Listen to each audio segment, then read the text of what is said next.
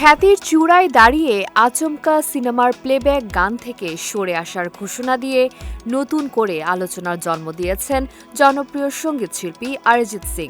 সম্প্রতি তার এই সিদ্ধান্ত প্রকাশ্যে আসার পর থেকেই ভক্তদের মধ্যে বিস্ময় ও কৌতূহল। হঠাৎ এমন সিদ্ধান্তের পেছনে কারণ কি, আর সামনে কি করতে যাচ্ছেন তিনি? এরই মধ্যে অরিজিৎ সিং এর ব্যক্তিগত এক্স টুইটার অ্যাকাউন্টের একটি পোস্ট বলে দাবি করা স্ক্রিনশট সামাজিক যোগাযোগ মাধ্যমে ছড়িয়ে পড়ে। সেখানে বলা হয়, দীর্ঘদিন ধরে একই ধরনের কাজ করতে করতে একঘেয়েমি অনুভব করছিলেন তিনি। এ কারণেই প্লেব্যাক থেকে সরে আসার সিদ্ধান্ত।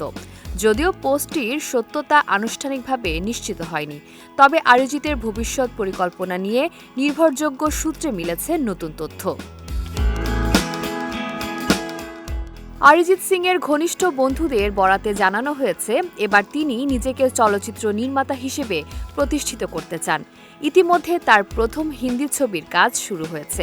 ছবিটির চিত্রনাট্য যৌথভাবে লিখেছেন অরিজিৎ সিং ও তার স্ত্রী কোয়েল সিং। এতে মূল চরিত্রে অভিনয় করছেন নওয়াজুদ্দিন সিদ্দিকী। শান্তিনিকেতনে বর্তমানে ছবিটির শুটিং চলছে। চলচ্চিত্র নির্মাণ নিয়ে অরিজিতের গভীর বোঝাপড়া রয়েছে।